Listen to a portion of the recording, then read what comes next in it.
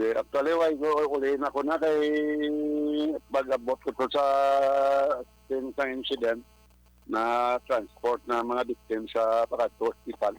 Aha, kalingkit mo na wala gid ka survive pero kap diri kita may quarry dira, may permit man na kap no ang quarry dira subong. I mean what I mean is hindi pa na basta-basta sila nga magpangutkot lang nga wala sang permit from the PMO abi or DNR. Pero subong kumusta ano ning estado nila kap? May actually may permit na sila na natapos na sang December 2021 ng ilang 3 years na quarrying permit. And then by January, nag-apply na sila sa extension sa PMO. Okay. Hello, Kap? Sige. So, nag-apply sila, subong nagbalik sila, amoy pila ka bulan ang ilagin extension ni Kap? Ang nabato na mo din nga literal sa PMO na gin-grant sila 2 months nga extension from February 13 to April 13 na. Okay. So, sa kada adlaw, gina sila nagapangutkot na Kap, no? Depende? Kung maang sa low tide, daan sila nagaputkot. Kaya kung mag-high hindi na sila penetrate pa kay dalom.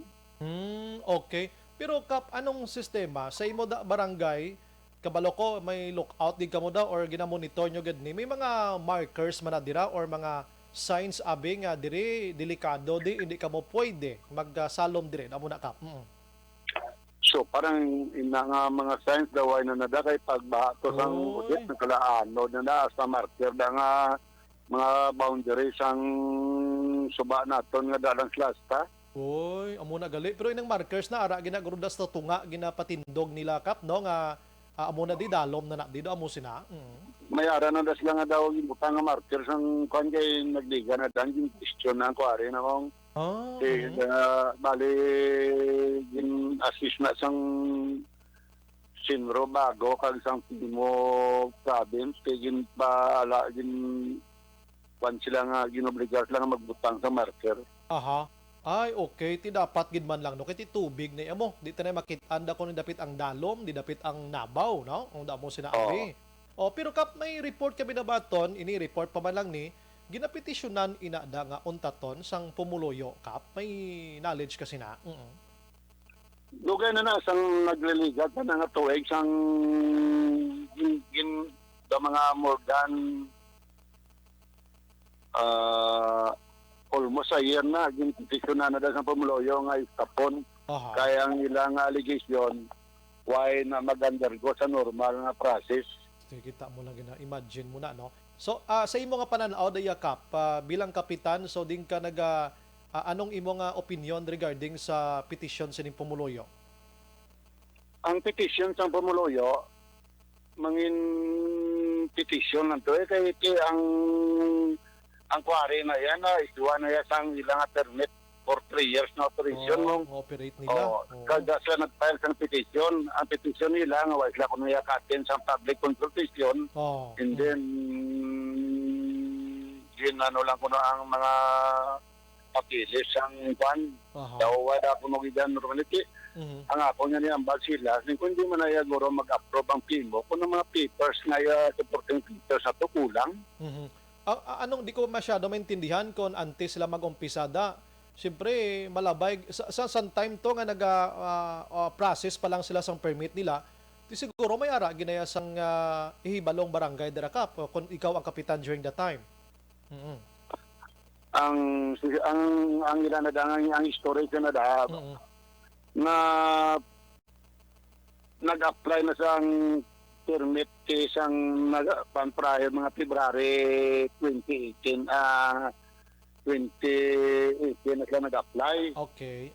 Okay, and then kay pag-eleksyon, bali pag-eleksyon sa ito, nag-ilit ang administration, taking required ang applicant na mangayos ang endorsement sa bagong nagpungko para sa ako. Hindi kayo nagpungko ko na July 2018 mo. So bago ka gigali. Sa bago ka na. Oo. So ikaw Yes, go ahead, Kap.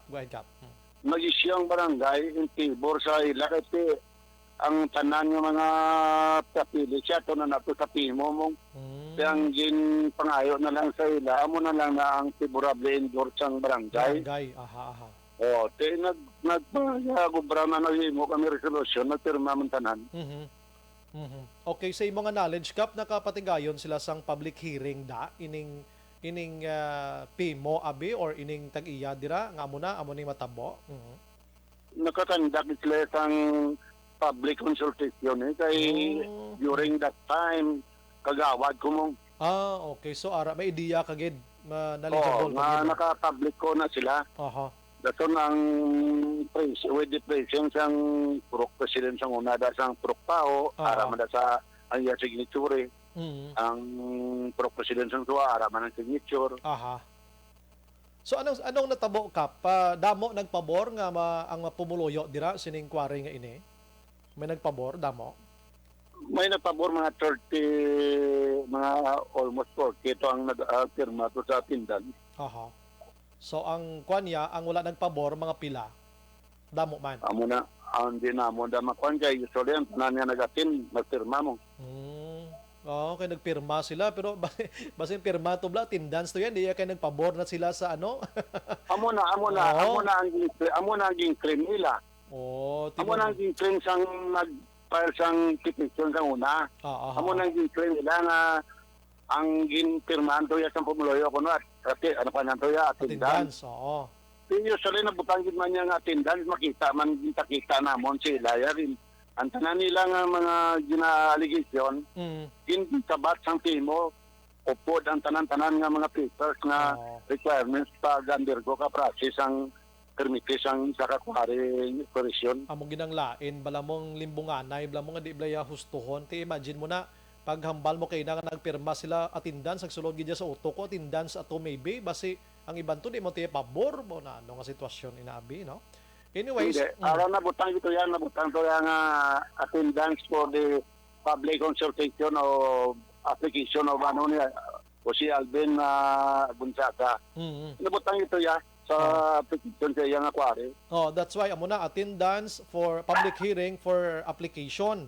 Pero wala man consultation for pero the application naman na. Ang marami na nabutang kay hindi man kami mag-favorable endorse kung wala mo nakita ang mga papilis na na-file sa barangay. Dapat dason dira kung sino man nagamonitor sa aton maghalong gid kay dapat ko magpirma ka di attendance lang nga aring presensya ko pero lain naman tutani ang pirmahan ta kung nagpabor ako o kung hindi sa sining kulokwari nga ini daw mo nang butsilingon ko bala kapaw. Daw mo nang gudla. Amo gid masasubungan niya amo mga ginayat nga public consultation may nabutang ginadaya nga this is for the public consultation regarding the application of quarry permit of a certain person. Sige. Total, ara. Naging na. So, sa nag-petition sila, Kap, ikaw ga-upod kagid sa mga petitioners, of course, no? Mga constituents mo na da. Ate, kung sa ilayang pag-petition within sa kwantane, okay man ha. Dali kayo hindi mo na to makuha ng ilang petition kay naka-operate na po almost a year ka nag-file sa petition. Anyway, sa... Okay, though, ang disposition na rin na sa PIMO sa regional regional na level. Anyways, Kap, kay nahitabo na gid man na anong imo nga precautions anay da subong may stop may kabalo ko ang barangay may executive power man mo si kapitan nga stop for a while inang quarrying dira ka may ara kada sa tikang himuon. Ang istorya ko na to ang paggiya nga kuanana pending ana yang pag-operate. Correct gina. Pero actually ako galing sa Manila among puti ang iya din nga kuan gintaw ganyan na palotong ko lang na basta amon da nga mga barangay monitoring team sa amon nga barangay. Mayogid. Kung base lang mag-start operation for the meantime pa-stop ginasanay kay maamo na ang mga insidente nga nag-transpire. Correct. Do kag antes kuros lang magliwat dira abi para matapos ni extension nila nga 2 ka bulan hasta Abril, dapat may marker sila na ibutang da kay ti way takbalong kung isang tao kalipat gid man kap mo na. Ang mga kwanto na kay ang marker ang ako na lang nga nang suggest siya to kung pwede ito butangan niya daya tao nga mag-monitor during sa operasyon nila. Amo ginang pinaka the best gid yakap kay ang marker mo isa mamal mo to ti nakakas gani dapat ginbusga nila tao da nga may trumpa malanda nga oy bawal ka mo na kay basi maglusot ka mo to sa pinakadalom nga porsyon. Amo na nga ton manang tani mo.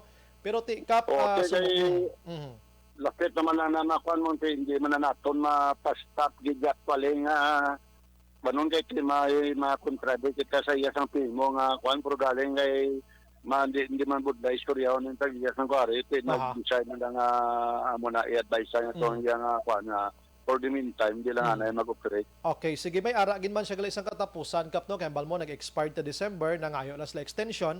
So if in case gid man matapos ning extension kag matapos gid man ni ano kap may plano ka to stop all the way na lang ni or hindi na sila dapat mag-extend pa? May plano ka sa nakap nga magpetisyon ka bilang kapitan mismo?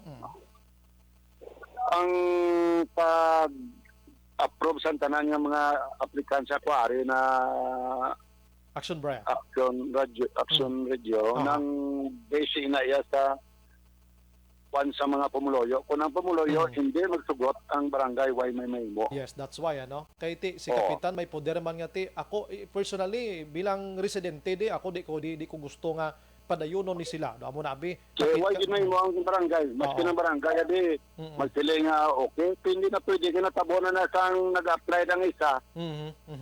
Nga nag-apply sa kuwari. Kaya ang mga almost ang majority nag-oppose nga hindi na matigayon kaya hindi na maputo.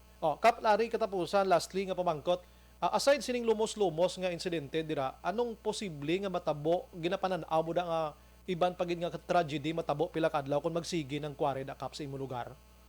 May posible ang iban da nga tragedy? Ilang taon naton landslide ang kung ma-maintain na nasang operator ya ang gina-standard na gina-allowed sila sang contact time to time na monitor man sila na hindi sila mag-lock sa 50 sang suba dalang na sila sigad hindi sila tabok sa ba-person. May mga ba-person na lang ibutang mo na may mga marker na mo. Galing mo to na anod no? Kanugo no. Anyways, kap ang imo na lang panugyan sa imo pumuloyo dira kap bisan hindi pada taga purok paho din ba nga porsyon basta kilid suba kag magpinaligo go ahead kap para ma-prevent naton ining lumos nga ini. Ang ako na yang makuha niya for the meantime samtang hindi kita maligo sa porsyon sa ginakwari nila para nga ma-prevent naton ang mga disin nga mga incident nga natabo sa Kagina. Kaya time to time hindi man na naton da ma-monitor sa atong tanod mo. Gusto gina. Kaya ang atong tanod ja may mga concern man nga ginakuan kada isa. Kaya ang atong barangay monitoring nga case to case na yung pagkadto dira sa dalom. Gusto gina. Magluwas sining quarry nga ni may iban pa dakap ga operate subong way nagin man. Siya nang ni. Siya na duha man ning quarry nga nabilin. Tatlo. Bali ang sa may riverside to kaya dito sa may suabo na mo nga quarry. Medyo malayo-layo na to Jotay sa sinis. Layo-layo na mo lang yung Jotay din nga kung sa may tao mong sa tuwa nga porsyon kay daw na tabuan gid daw na igo ikapan nga hindi ba to taga dira nga daan mga kabataan daw hindi nila kabisado bilang ang sitwasyon sa dalom. Do hinablos ko no to sang isa ni nga napatayo ang duwato magutod pa to ay Gapo na sila nagabot alin sa Lilo. Suspurya gaba. Puerting nga naka-istorya pa kami nga sa asawa ya gani na sa akon mismo antes matabo sa aga. Susko. First time ni nga mo gini ka grabe nga trahedya. First time da sa imo. The first time pero ang salida mo na dayon nagakalalom sa subas ng bago. Damo gid man ang ibanda kuan kay dalom gid man mo kalapad sina nga sumay. Oo, alin sa baba baka to sa dalom damo na nagakalalomos. Gani man plus pagid ginakutkutan sang quarry about dugang dalom ya. Puertik budlay sa sitwasyon. Kap, salamat gid sa mga serbisyo diri sa Action Radio Bacolod kag sa mga taga-bago dira kap. Maayong gabi kag mabuhay ka kap. Thank you. Thank you. Thank you gid kap.